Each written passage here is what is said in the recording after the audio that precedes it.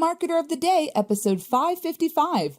Goal for it and bring your A game. Imagine more success by following your intuition and getting out of your own way with Syndee Hendricks. Hey everyone, and welcome back to the show. We're here with Syndee Hendricks, and if you want to look her up, her name is Syndee Hendricks, and Syndee is an entrepreneur, a philanthropist, a business performance specialist. She's an intuitive consultant, and she's a coach and a speaker. She has a podcast called Imagine More Success, and we're going to find out what Syndee has going on these days. So how are things today, Syndee? Busy as usual, loving life and getting stuff done. Awesome. That's what I like to hear. I mean, being busy and having that pipeline full is what it's all about. So can you tell me where your website is, where we can find you? My website is myname.com, Syndee Hendricks, Hendricks.com. Awesome. Makes it super easy to get to that hub, to get to all of those interesting projects. So what has been your focus over the last month or two? What do you have going on? Well, we started our podcast, Imagine More Success, in, I think it was October last year. And it's a business show where all of our guests not only talk about what they do, but they also give tips right on the show and a freebie. So all kinds of good stuff with that for anybody who has a business, brick and mortar, or is an entrepreneur. Well, great. And I mean, as you know, things move so fast on the internet. We were even talking before this call about how Facebook and Skype and all those it seems like as soon as we get used to the way of doing things, and it's time to get changed. And so, as you know, with all these things being fast-paced, there are so many podcasts out there, so many interview shows. Do you have any way of standing out in addition to what you just said, or have you had any fears or concerns that your shows would be sort of lost in all the noise?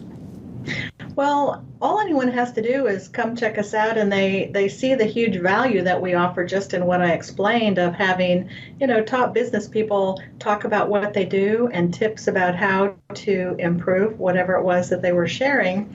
But also, we are complimented every time somebody listens to the show. In fact, they say it's more like a talk show than a radio podcast.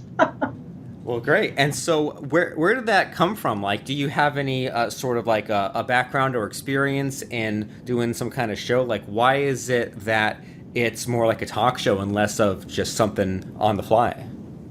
Well, I have a very extensive coaching and consulting background, and I've worked all across the country and now internationally.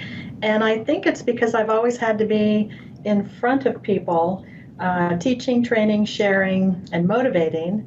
And when you have to do that, and especially in front of people you don't know, it makes you reach inside yourself and pull out what it is you need on the spot.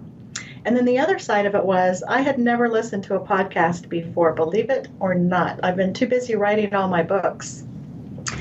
And so what happened was when I was listening to podcasts, I couldn't have my attention on the show because it just wasn't holding my attention. And I listened to about a dozen shows, all different kinds, and I thought, I'm not going to have that happen in my podcast. So I wrote an agenda for the podcast. I broke it up. I brought on interesting people. And my co-host, Thomas Hydes, and I just have a good time while we're talking about whatever it is we're talking about, because we do an intro, we do some fun stuff, we give tips every day on our show. And we're going to be adding a couple of quick bites to help people with their health and maybe with their love life and stuff like that. Well, super cool. And I can relate to that in the terms of seeing what's out there and being just a little bit turned off by the mistakes, or being like, oh, well, I could do it way better. The way that I can relate to that is I kind of got my start doing computer programming and teaching people that. And I got so frustrated seeing the textbooks or seeing the books in the bookstore where it was just super long-winded, or there'd be a whole section of a book on just how to even get started. I'm like, I can do better. I can be more fast paced. So there's something to be said about that in just kind of saying like, I'm dissatisfied with what's out there, and I feel like this is not helping me. So I'm going to create the thing that I wished had helped me. And so with the show that you had going, how many episodes, how many guests so far? I think we're on like episode 22. So we've had 22 guests. And, not to say that our show's better than anyone else's. I'm not saying that. What I am saying is, people today seem to have a very short attention span because we have so much coming at us from every direction.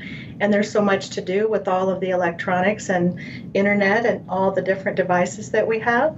And so I just wanted to make something that was, useful, valuable, and could keep your attention. Because, I have a short attention span, too. I had the most boring teachers on the planet in school. And so, it was so hard to stay on point and stay connected with that. Well, I shouldn't say all of them, but a big percentage of them were just, they just didn't make things interesting or keep your attention to learn. Yeah, and it seems... And who knows? Oh, who Go knows ahead. what? I was just going to say, like, it seems like though that type of teacher or that type of presenter that isn't that engaging, it's like they're not that far off. It's not like they have to throw at everything they're doing and start over. It's like just add a couple of quick things to, like, cut out the beginning or have that interesting hook, or just it seems like only a few things need to be changed to make it engaging. Well, and I think, too, that just having one person speak for an hour or for 30 minutes, it needs to be broken up, and it needs to have some interest and maybe, a story or two and some interjection of other people's ideas. And that's what we try to do on our show, is to make it interesting and for people to have takeaways when they come and spend their time with us, so that they can really get a couple of nuggets or tools that they can use in their life, their business, or both, to be able to move forward and utilize what they're learning from spending time with us. Yeah, and what you're making me think of is a bunch of years ago when it seems like podcasting took off and then it went away and then it came back maybe 4 or 5 years ago with a real bang here. And maybe those 4 or 5 years ago, I found myself listening to podcasts that were not in my niche at all, I had no business reason other than to just sort of unwind. Like I'd be watching some different sort of TV shows, like, some TV shows are like the really intricate ones like Lost and things like that, and I would just listen to some of these podcasts about TV shows, or I would listen to some of these comedians TV shows where they were just telling jokes and just talking about literally nothing. But then when it was like a panel show with 2, 3, 4 guests, I could definitely see the value in just the interactions and the different ideas and things like that. So that's what you're making me think of as far as kind of like just changing up the format and having something where there's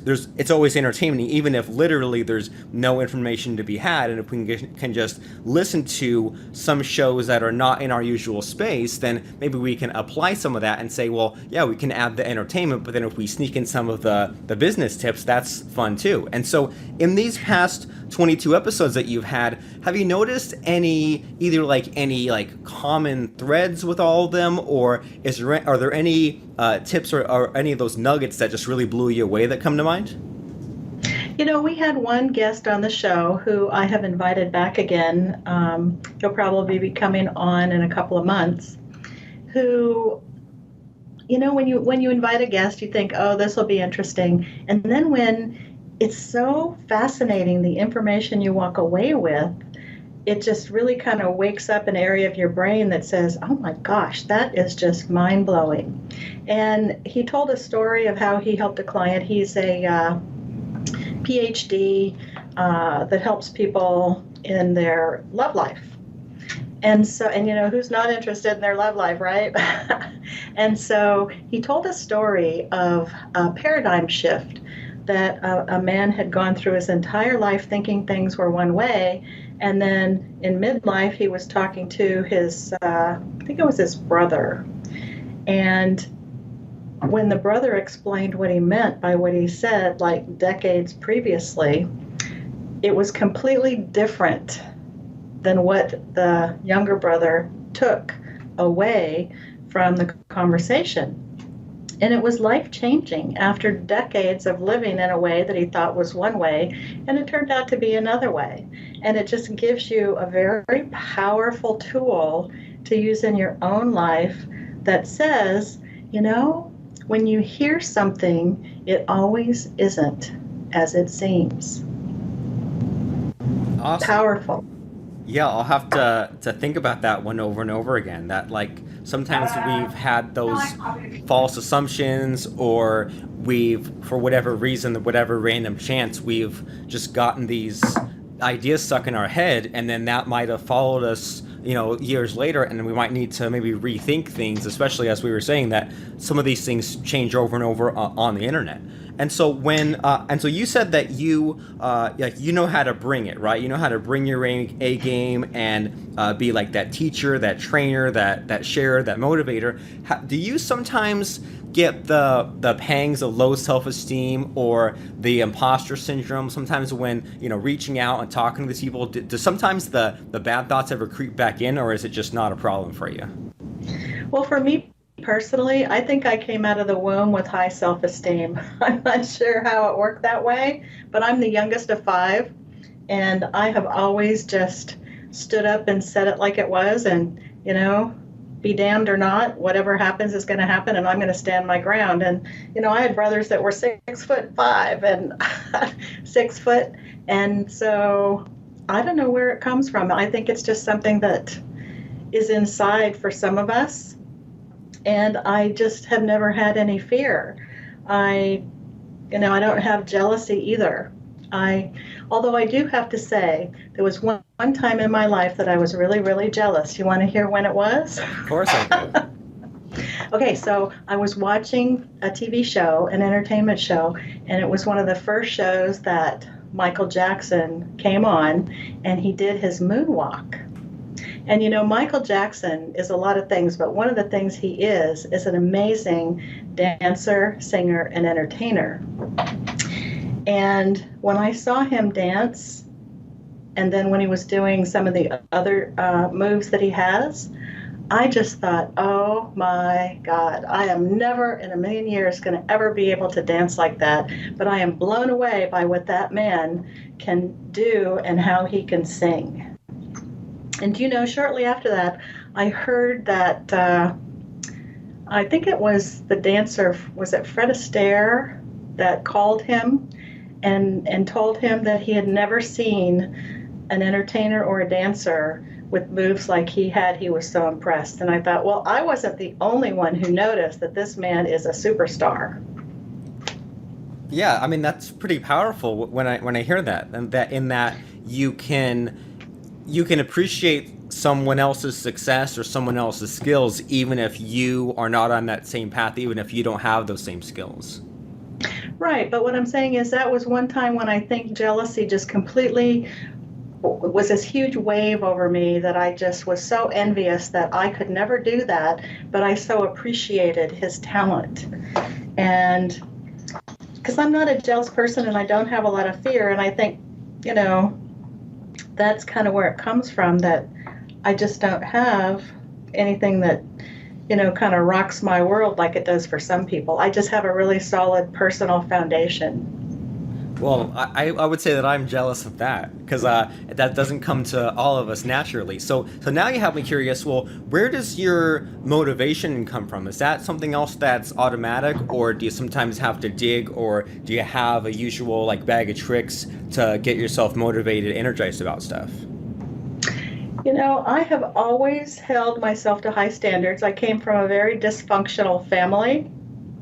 Everybody loved each other, but they were just all pretty dysfunctional. And, my dysfunction is that I'm a workaholic, but for me, work is not like work it is for other people. Like when Friday comes, Friday's another day. It's not like, oh my gosh, I get the weekend off, because I usually work on the weekends. But it's just like work for me is play, because I get to do so many different things, and I always have in my management career. It's like a drug. It's exhilarating to be able to take a business and a bunch of people from where they are and take them to off the charts successful. I mean, that is total adrenaline. Right. And I get paid. I got paid to do it. Yeah, like it gives you the fulfillment and it pays the bills. A lot of people have to. A lot of people out there are employees stuck in a 9-to-5 job they hate. They go and they make the money, and then they have a tiny bit of time left over to go on the weekend and do something. Maybe they'll go like skiing or rafting, do the thing that gives them fulfillment. But you have it all in one, and it sounds like it feeds itself. And so you were saying that, so you have this skill of helping people improve their businesses. And so would you say that, is there a way to narrow down the like a handful of things that you do really well, or a handful of things that you tend to do on a regular basis? Well, if I had one secret to share, I would say my biggest strength and my biggest secret is that I am highly intuitive. And as a result, when I work with anybody or a business or whatever, I'm able to focus in and key into whatever needs to be developed, reworked, corrected, whatever. And again, I don't know where it comes from. I just have it, always have it. In fact, when I worked with 5 guys in middle management, they all teased me and said, "Oh, you have the easy this," or "You have the easy that." And at the time, I didn't realize that I had this edge of being highly intuitive. And you know what? It made it easier for me than for other people who don't have that edge. So, they were kind of right. It wasn't that it was easy, it was that I made it easy.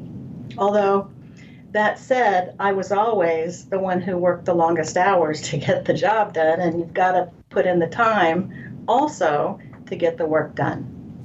Right, I agree completely. That's the saying, the harder I work, the luckier I get. And also what it sounds like with you is that a lot of people want to make things complicated, or a lot of people are twisted up in knots, or don't have a good way of getting out of their own way. And so do you have any interesting stories about how you put this intuition to good use? Anything where like you came in and things were just a mess and you worked your magic and sorted things out? Well, one of the other things I'm really good at is seeing the big picture and the processes to put it all together, if that makes sense.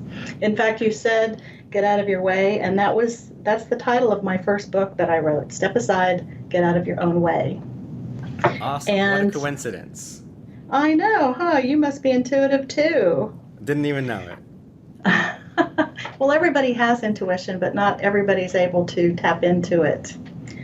But I think, the intuition, the processes that I'm able to see, create, and implement, and the determination and focus to get it done. I think those, in a nutshell, are the secrets to why I'm successful. And then that leads me to the last book that I just wrote and came out in August last year. It's called Goal for It, 30 Paths to Imagine More Success, because people always have asked how I get so much done. And of course, you can't tell them in 5 minutes. So I thought about how I do it, and I wrote out a formula and put it in the book. So in that Goal for It book, is there anything that comes to mind, like out of all the things in there, all the advice people should pick up and use, is there like one just really number one top tip or something really quick that people can absorb today? There are 2, and I've already said them, and it would be, first is to focus on what it is that needs to be done, and the second is to have the determination to do it. I think those are my 2 strongest things to get anything done. Is first you have to focus in and figure out what it is that you need to do, and then you just don't take no for an answer, and you just get it done. So have you had any clients in the past, or do you have any like interesting quick stories where you help someone out with that focus and that determination? I have so many. Where to begin, huh? Let me think. Okay, so early in my management career, I was managing a 100,000 square foot organization with about 200 employees. And the receiving department was a mess. I had 5 truck unloaders, and the head truck unloader was about 6'4", about 250. And so here I come back with my suit and my heels, and I said, we're backed up. You got 2 semi-trucks full of goods on the floor, and you can't even stock it every day. It was a disaster. And so the receiving manager had some addiction issues, and so the team had lost respect, and nothing was being done about that. So I took the team to overnights, came in my jeans and my t-shirt and my tennis shoes, and I got inside that truck and set the pace. And so I looked up at the 6'5" guy and I said, "Do you think you could continue, or do you need me to stay here and help you?" And so he carried on, and then he was running the crown stacker, which is a huge machine that takes pallets up 3 decks on a huge stock wall. And so he kept using his earphones. And I said, if you continue doing that, you're going to hurt someone, and you have to stop doing it. And that was the second time I had told him that. So he grabbed me by the shoulders, pulled me up in his face, and he goes, "You wouldn't do that, would you?" And I got right up on his nose, and I said, "Just try me." So I said, "Meet me in my office when you're done for the day." And I'm sure he was thinking he was going to get fired. And I told him when he showed up, I said, "You know what? You can either help me get that back room cleaned up, or I'm going to fire you for job performance, not for what you did this morning, but because you're not doing your job. So you get to think about what you're going to do and come back tomorrow and show me what your decision is." So he came back the next day, and I've never seen anybody work so hard. He decided he was going to help me clean that mess up, and we did. And you could eat off that floor, and everything was winning like a top within a couple of weeks. And so after that, I think he was promoted like 3 or 4 times after that, because I promoted him right after we got that cleaned up.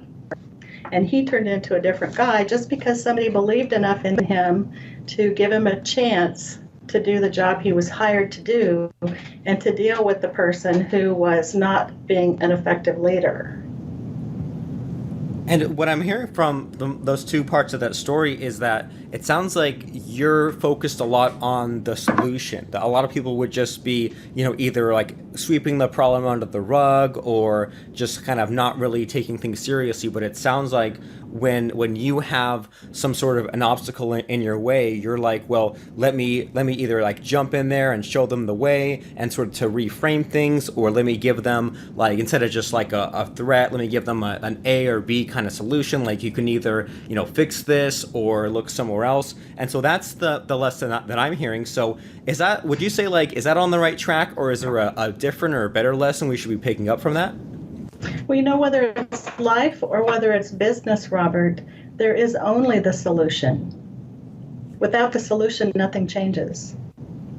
Right. Then we go backwards or just get sort of stuck in a loop. So have there been any like really tough times in your business or your life? Like, I know that there was the one time being jealous of Michael Jackson, but has there just any point in all your travels where things were just so difficult you didn't know what to do? Well, I can tell you, I was promoted to move across the country with one company that I worked for, and I didn't understand why they pulled me from, Georgia to San Francisco when they had 40 other people they could have looked at to promote. And when I got there, I figured it out that the group of businesses they sent me to manage had 3 people before me that couldn't do it. They couldn't get the job done. And I think it was 6 months before I took a day off, and my boss yelled at me every Monday about when was I going to take a day off. And my answer to him was, when you stop yelling at me. And so one business was losing over 100,000 a year, and the others weren't far behind. And it took a long time to clean those businesses up and to restaff and train and get the numbers in line. But after 12 months, I did it. Every one of the businesses were running to operational standards, and all the numbers were in line. So again, I didn't take no for an answer. I rolled up my sleeves. I got the job done. Awesome. Sometimes that stubbornness pays off, right? Or the workaholicness pays off. And so sometimes some things that I've been sort of, I don't know, really questioning maybe the last year or so is I haven't been as sure of my judgment as I used to be. And sometimes I wonder, like, and I know that I'm somewhat of a workaholic, but then sometimes I'm like, well, am I pushing enough, or should I be, giving myself more of a break, or am I taking enough risks, or am I good where I'm at? And so do you ever see that where, like, some people are just, like, not really sure if they're really going for it enough, or if they're just being too critical of themselves?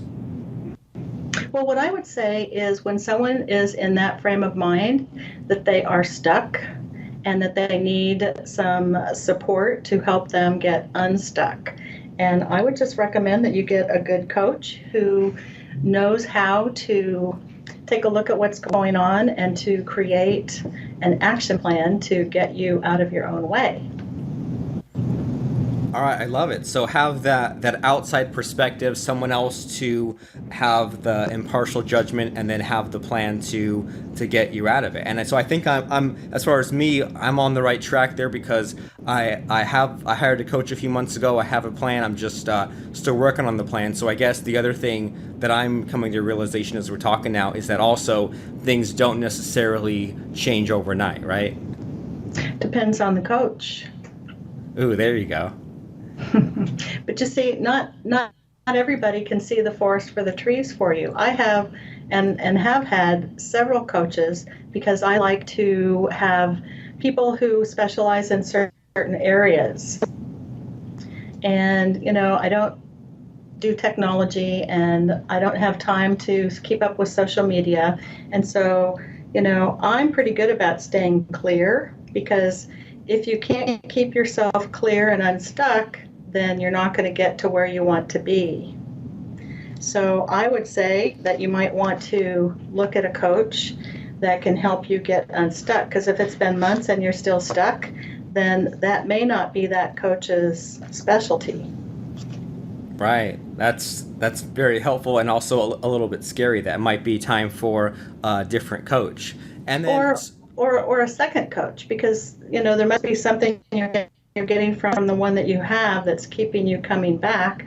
But if you're still feeling like you're stuck, then you need someone who specializes in helping you figure out what's going on with that. Right. Well, I hear you. Well, a lot to think about there. And then so now something else that I'm curious about is, are there any books that are like, is there like a top one or top two books in your lifetime, in your travels, that you think were really helpful for you? Well, I have 6 bookcases filled with books, so I have several that I use and pull from. But one of the books that I read when I was, like in my late teens, early 20s, that really gave me a huge perspective on humanness. And you know what? All of us have to deal with our own humanness, which is partially why we get stuck.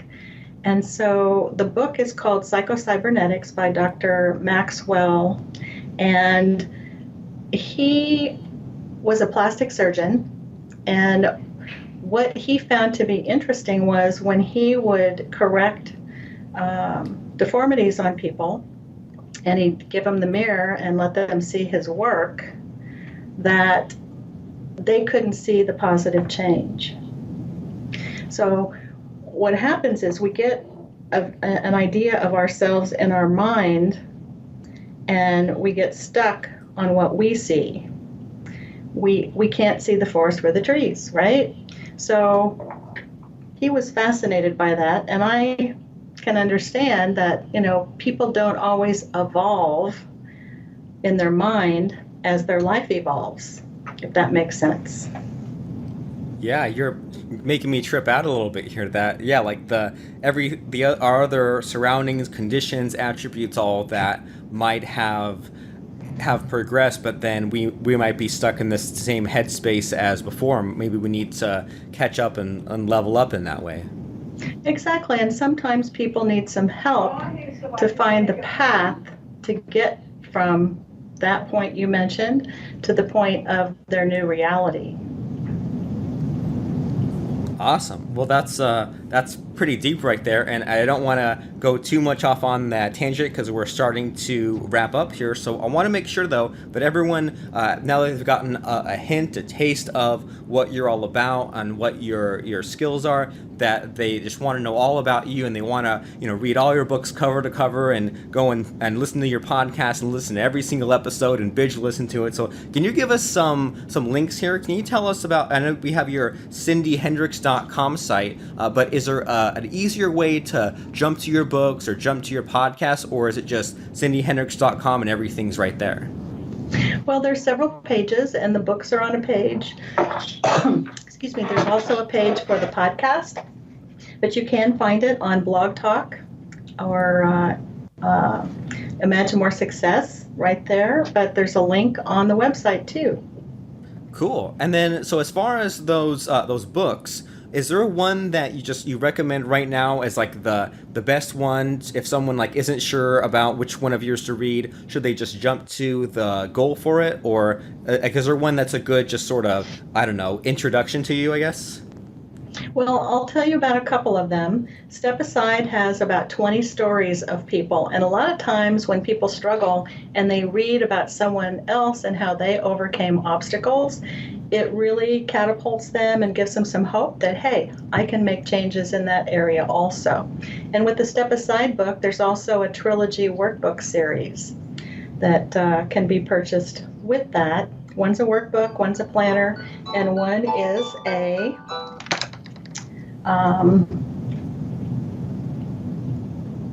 workbook, planner, and a journal.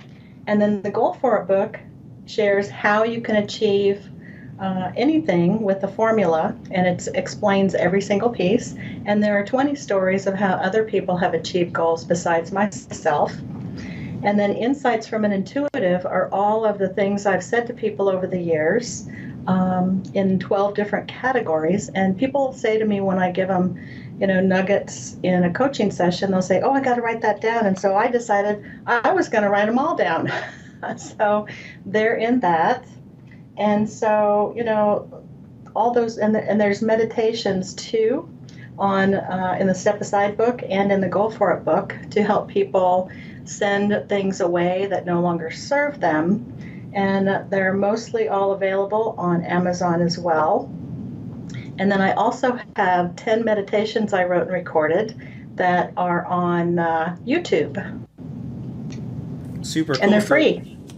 I mean, it makes it even better. And it sounds like you thought of everything here, like with these books, how it's not just the facts and figures. You also have that chicken soup for the soul sort of aspect where you have the stories of people who implemented it. You have the meditation. So that way it sounds like you've thought outside the box, thought of a couple of different angles, as opposed to just, listing off some bullet points or listing off some things that we've all heard of. So it sounds like a lot of people need this sort of thing because maybe they've heard of like these tips or this advice, but now they can actually put it into action. And then as far as the Imagine More Success podcast, is that the sort of thing where do you recommend people just start at the first episode and go from there, or is there one episode in particular that you think really stands out and is a good jumping off point?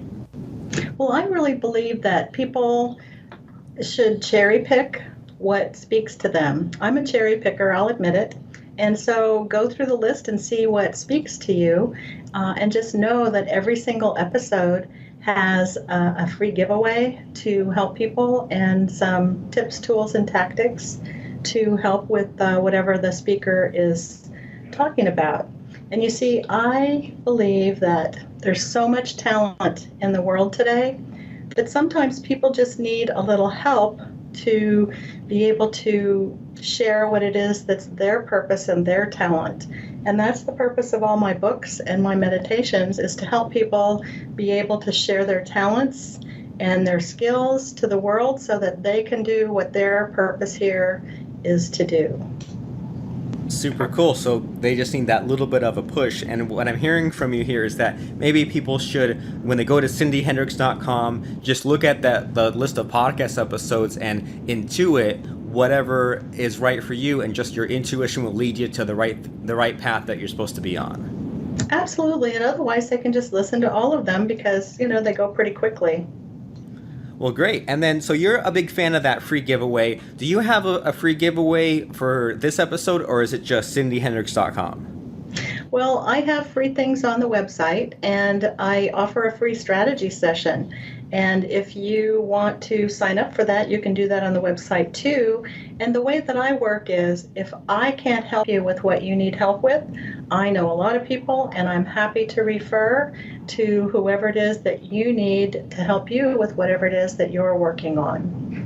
Super cool. That's very generous of you. And that's one, I guess, a big, commonality in a lot of these podcast interview guests. I've had over 500 people on, and it used to be like, before I really talked with people on podcasts, I wasn't aware that so many marketers out there offered like just sort of a free call just to like get to know someone and see what their needs were, and see if some kind of if you could refer them to some kind of program or deal with some kind of ongoing coaching. But then as soon as I started talking to people like you who care enough to show up for half an hour on a podcast interview, I've just been blown away at how many people in whatever niche, whether they're like a mindset coach or a Facebook ads coach or hypnotherapist, whatever, how many people out there offer just sort of this free strategy session just so people can just say what their needs are and see where things are at. So I think that anyone and everyone listening, if you've heard about some of these guests that have these sort of free strategy sessions before, then maybe this is the one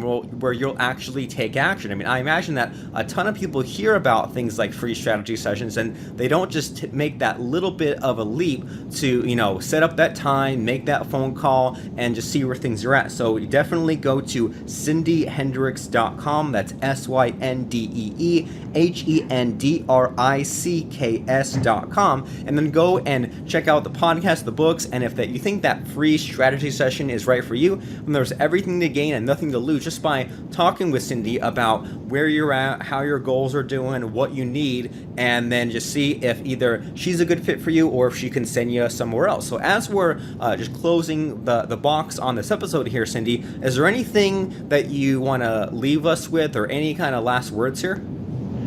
Well, I like one of the quotes in my Insights from an Intuitive, and what I've coached people on over my career is, it's not so important what falls in your lap, but what's most important is how you deal with it.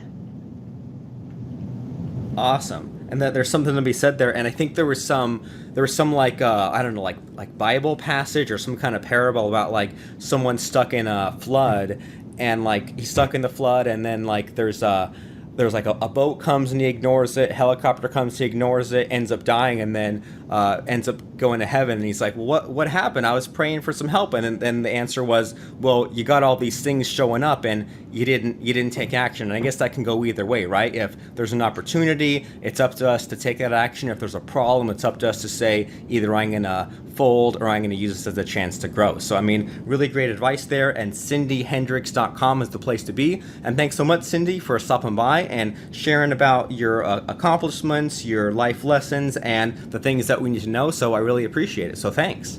Thank you, Robert. Looking forward to talking to you again. Go right now to marketeroftheday.com/iTunes to subscribe to the show, listen to other episodes, and